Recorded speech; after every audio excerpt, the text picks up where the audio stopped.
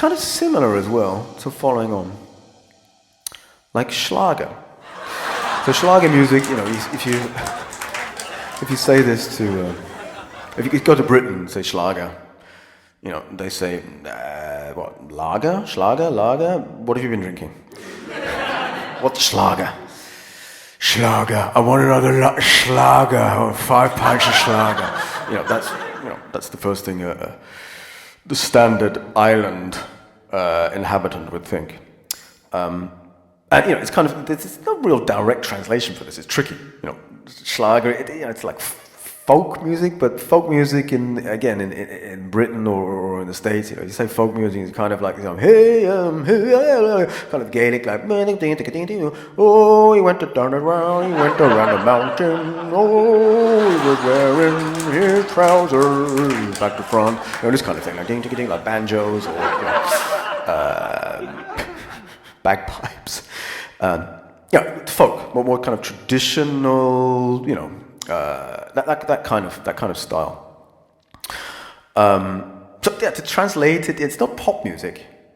I mean, some will say it is. It's not really pop music. It's something in the middle. Yeah. So it's. And before, you know, I could start on this. I'm a fan. I'm a fan. I think it's positive music. I think it's very optimistic. It's the complete freaking opposite of, you know, the Midsummer Murders. Like complete, like, you know, it's just really positive, uplifting, and it's just straight and direct, and that's why I liked it. And the first time I heard it, even though I had no idea what they were saying, I don't know, it just kind of hit a note with me. You know, and it was just, you know, boom, boom, boom, and so, you know, and the beautiful thing about it is, no, really, I know you're laughing. It's true, and I'm not joking. Almost every type of music, really. I mean, thrash metal, you know, or this kind of goth. I love that stuff. Yeah.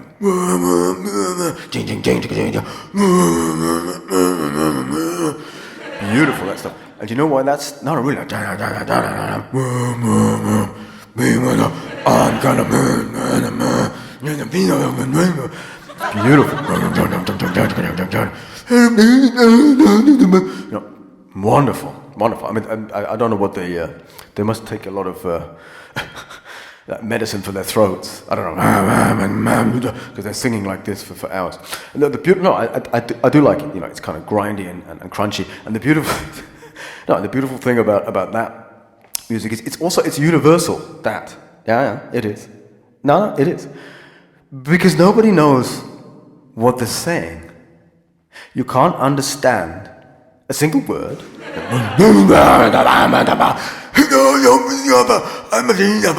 It's like this, and it works. It works in on every continent, really, and you can see it. You know, you can go to Japan. You know, Southeast parts of Asia, the Middle East, but whatever. It doesn't matter, because there's no real lyrics here. I'm sure there are. I'm sure there is a lyric sheet that you can find somewhere, you know, online. You know, what's he saying here? And basically, he's saying, "All right, that's what he's saying." It's not. There's nothing there. There's no words there. It's like you know, there were words there originally, and I think when they were writing the lyrics, they started out, you know, like, I really would like to see a beautiful cloud floating in the sky. That's how it began, I think, the Thrash metal. And then what happened was that one day, you know, the originator, the man who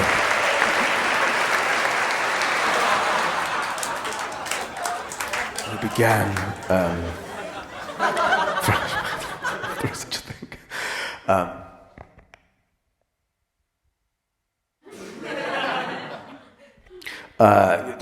The guy who first was like, you know, he was writing, you know, thrash metal lyrics, you know, with that. And it was raining, you know, it was a dark day, because, you know, thrash metal, you know, it's very, very moody. dark. You could only write thrash metal on a dark, rainy day. Not sunshine in on Palm Beach or something like this. No, thrash metal. It needs to be. It was raining, and he left the lyrics by the window, and the rain came through the window, and basically the ink kind of didn't get washed away, but just kind of blurred, kind of blotted out what he'd written about the cloud in the sky, and his dreams of dancing hand in hand with his true love on the mountaintop. And it kind of faded, it kind of like drifted down. So when he came back to the window and he looked at it, he was like, what the fuck, what the, huh? And at the same time, band came through the door, and there was a recording, they had a recording session, the reporters coming in, whatever. It's like, oh, we're going to hear for the first time thrash metal. Let's begin. And he's like, shit, I don't have my lyrics. They've faded away. So he just basically took the page, with all the lyrics kind of like dripping around on the side. They couldn't see the words, and it was like the band began. And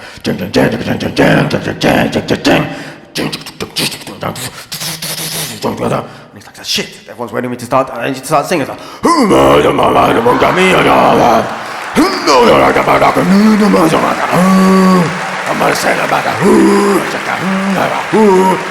was like, oh, this is fucking amazing, it's amazing stuff, amazing.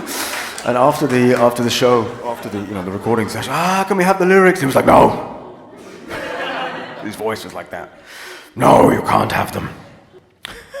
Why? No, we would like to take this out into the world. Take thrash metal, thrash music, goth, whatever you want to call it, trash. We will push this out. No. Because he was thinking as he was singing, because he didn't need to read the lyrics anymore. He was just like grunting.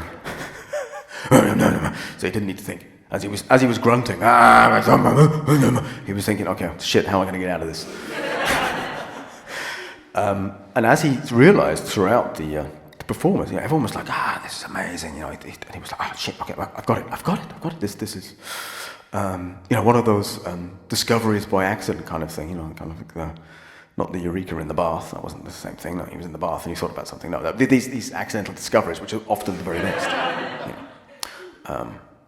Like gluing your shoes to the wall so you don't forget to put them on the next day. Okay, that wasn't accidental. It's kind of accidental discoveries. Like gluing your shoes to the wall so you don't forget them the next day, and pulling them off in the morning, and then finding under there that the wall is actually made out of gold. When you ripped off the plaster underneath there was like pure gold. Has no one ever had that discovery? No. Jim, okay, can we cut that part? Okay, good. Wait, thrash metal. Anyway, shit, he was like, the manager, okay. No, the lyrics, they will remain with me.